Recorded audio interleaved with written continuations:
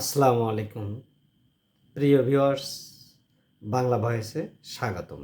প্রিয় ভিউয়ার্স, বাংলাদেশে যে জাতীয় ত্রয়োদশ জাতীয় সংসদ নির্বাচন হবে 2026 সালের 12ই ফেব্রুয়ারি। আশা করি আপনারা ভোট দিবেন। যে সকল শিক্ষিত, যে দলের লোকজন শিক্ষিত, উচ্চশিক্ষিত এবং মেধাবী, যারা দেশপ্রেমিক, যারা কখনোই অন্য দেশের কাছে মাথা নত করবে না, অন্য দেশের কাছে দেশকে বিক্রি করবে না, পাশাপাশি অন্য দল বা অন্য দেশের কাছে কোনো এজেন্ডা দিয়ে ক্ষমতায় আসবে না, সেই সব প্রার্থীকে, সেই সব দলকে আপনারা ভোট দিয়ে নির্বাচিত করবেন।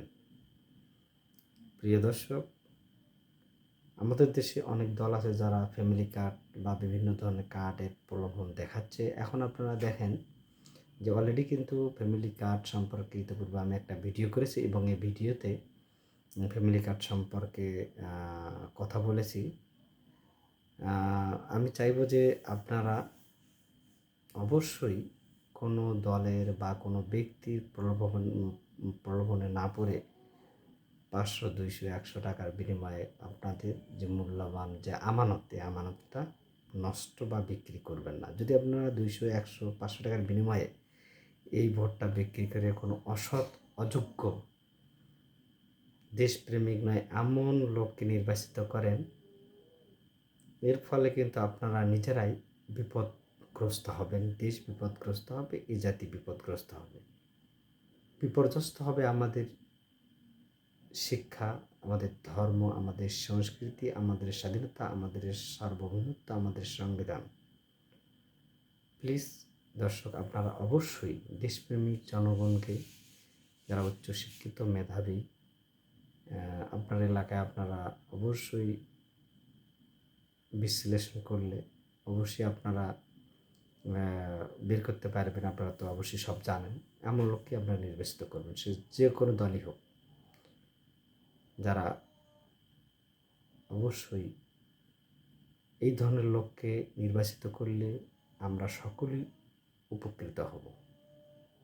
এখন দেখা যায় যে গ্রামে বা ইউনিয়ন পর্যায়ে বা ঢাকা শহর সহ দেশের বিভিন্ন অঞ্চলে, সারা দেশে যে ফ্যামিলি কার্ড বলি বা টিসিবি পণ্য বলি বা যে চাইল্ড কার্ড বা এই ধরনের যে বয়স্ক ভাতা, দেখবেন যে অনেক দলের লোকজন আছে বা নির্বাচিত যারা জনপ্রতিনিধি আছে যাদেরকে আমরা বলি, তারা কিন্তু টাকার বিনিময়ে এসব করে থাকে। কাজেই এই অসৎ, অযোগ্য কিছু টাকার বিনিময়ে নিজের আমানত নষ্ট করে বিক্রি করে প্রতারিত হবেন না। এই প্রতারিত হওয়ার ফলে যদি 500, 600, 10 বা 1000 টাকার বিনিময়ে নিজের আমানত নষ্ট করে অসৎ, অযোগ্য লোককে নির্বাচিত করেন, পরে কিন্তু এই অসৎ লোকটাই আপনাকে বলবে যে ভোট করতে অনেক টাকা লাগছে, এই টাকাটা আমি কোথায় থেকে উঠাবো। তখন আপনার কাছে, যখন আপনি তার কাছে যাবেন, অবশ্যই এই যে 500 বা 1000 টাকা নিয়ে ভোট বিক্রি করলেন, এটার বিনিময়ে কিন্তু আপনাকে অবশ্যই সেই সময়ে আপনার তার দ্বারা দ্বারা ঘুরতে হবে এবং অর্থের বিনিময়ে ঘুরতে হবে।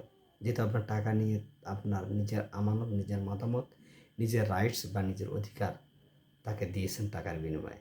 কাজেই সেও যেহেতু টাকার বিনিময়ে নির্বাচিত হয়েছেন, তাই সেও চাইবে এই টাকাটা সেখান থেকে উঠানোর জন্য।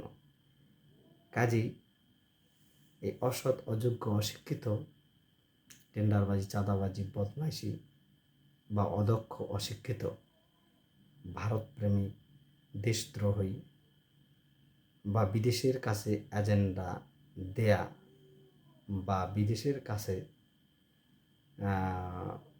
মুচলেখা দেয়া কোনো দলকে, কোনো ব্যক্তিকে, কোনো নেতাকে, অসৎ নেতাকে নির্বাচিত করবেন না। অবশ্যই নির্বাচনে হ্যাঁ ভোট দিবেন, তাহলে আমাদের দেশ কাঙ্ক্ষিত লক্ষ্যে ভালোর পথে, দেশের সার্বভৌমত্ব, স্বাধীনতা অক্ষুণ্ণ থাকবে।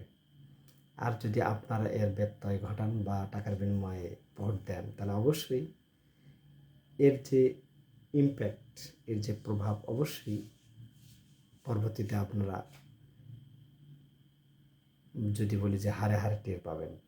কাজেই ভোট দেওয়ার আগে নিজেকে শুদ্ধ রাখুন।